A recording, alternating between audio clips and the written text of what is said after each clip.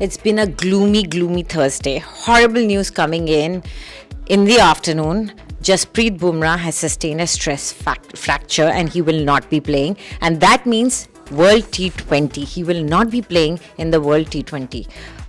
What are your first reactions? Disappointment, and that's putting it very mildly. Huge. Yeah, that's putting it very mildly. Though I'll tell you why, I haven't used a word like shock, is because this was coming. If you had been following Indian cricket, you knew that this was a possibility. We had been discussing about this for some time now. You knew this was a possibility because he'd been out of active cricket for close to 2 months right before this Australian series. So we knew that there is a serious situation. We had spoken to a few people in the know of things. They had mentioned that we are talking about him coming back for the T20 World Cup, but the injury is a tricky one. He may or may not be fit. So everyone felt relieved when his name was announced for the Australian series. So you thought, okay, maybe the worst is behind him, no pun intended, and that he's going to be coming back, and gradually they'll ease him, play him a few games against Australia, South Africa, and then by the time the World Cup comes along, he'll be bowling on full throttle. However, it's happened exactly to the contrary, because that first series versus Australia does not play the first game. That was an indicator that maybe he's been rushed in. Played 2 games, and one of those games was an 8-over game, so barely bowled 2 overs. The next game, where he actually had a full workload of bowling 4 overs, which isn't also too much. I mean, T20 is just 4 overs. He doesn't play the next game after that. So that means, that only tells me one thing, that you kind of rushed him in.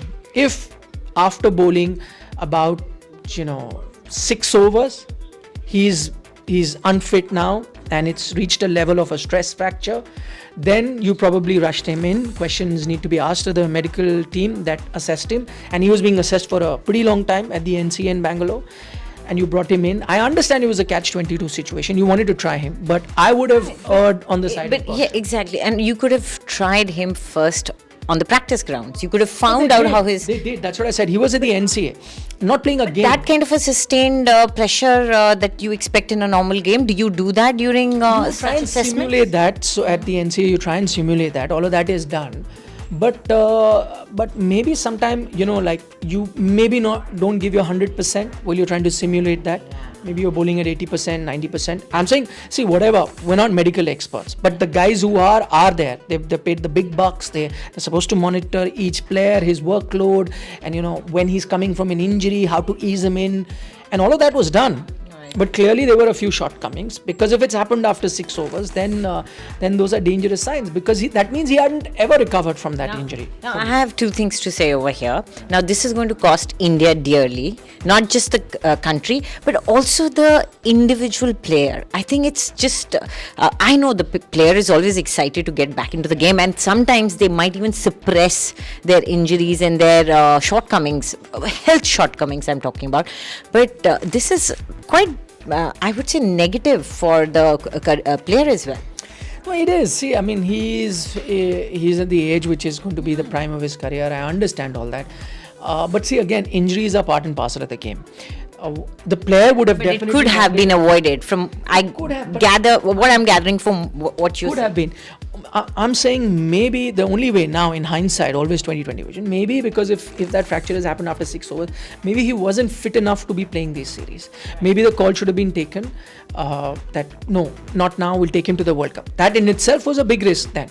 But then maybe you needed to decide, okay, fine, he's out, ruled out. I know that you were hoping against hope, and I know you would have, left no stone unturned to have a guy like Jasprit Bumrah. So I understand that you were caught between a rock and a hard place when it came to the BCCI, that at one point you want him there. Even if you saw a glimmer of hope, you said, let's take that, let's bring him. But for that, what did you do? You had to, now, for that glimmer of hope, you had to also play him a few matches. It was a gamble. That's what I'm saying. So took a gamble that clearly hasn't paid. Fine. Yes, absolutely. And so now you're going without him. It's not an ideal situation, especially considering that fast bowling has been your Achilles heels now in the past few games that we've seen from the Asia Cup to now onwards. But you will now have to find, and the other thing that has happened is the guys that you were looking at as backups, and so why I say the backup for, while there are many fast bowlers, but each fast bowler is of a different variety. So, Bhuvaneshwar Kumar can have Deepak Chahar as a backup or a Arshdeep, all swing seam sort of bowlers. Out and out fast bowlers, you had Jasprit Bumrah. His backup, I think the BCCI had that in mind that we could reach this situation. That is why they drafted a Mohammad Shami into these two series. But then, as luck would have it, Mohammad Shami got COVID. Instead of him, Umesh Yadav has come. He had been in cold storage for a long time, and he is now, para dropped into the scheme of things. He only gets to play one match where he just bowls 2 overs. I think he might get to play a few games now. Prasidh Krishna was another out and out fast bowler. He's been injured. Mohammad Siraj, another out and out fast bowler. He was clearly not having a great time leading up to the World Cup. Another out and out fast bowler you had in Umran Malik, who you tried, youngster, did well in the IPL. You tried him for 3-4 games in England and Ireland, but you thought now he's too raw, he's going to leak a lot of runs. So a decision was taken that no, maybe not now, maybe for the future, not now. So you kind of sidelined him. So you're not left with too many options. As I see now, you could either go with an Umesh Yadav and try and to get him to play a few games. He does pick up wickets with the new ball. He did that in the IPL. Just that he's not been part of the scheme of things, and as I said, not ideal replacement. Or you, now that Shami has tested COVID negative, you now say, okay, you come in, even though you'd been ruled out of this series. Say, no, you come. There is a big question mark in that also, because he's just recovering from COVID. Yeah. Will he be fit enough to compete in a prolonged match? Yeah, so you take a call. Do you go for the slightly better option of a Shami over Umesh? Or do you go with Umesh and he becomes a better option because at least he's fit and healthy, hasn't had any such issues? Now this is a call that the team management has to take. Or you go back to a Siraj, who had not been in great form, but he's young, he's fast, and showed just a glimmer of coming back into form in the last white ball series he played versus West Indies. You go back to him, that's going to give him. Or you think out of the box and you pick up the phone and call that 20-something-year-old Umran Malik, who's out and out pace, very exciting to watch. He's the guy who can get bums onto the seat. People come just to watch him bowl, but is raw, and on a given day can get smacked for a lot of runs. But on a given day can get you 4 wickets as well with his raw pace. You take that gamble. So this is a call that Rohit Sharma will have to take now that Jasprit Bumrah is out.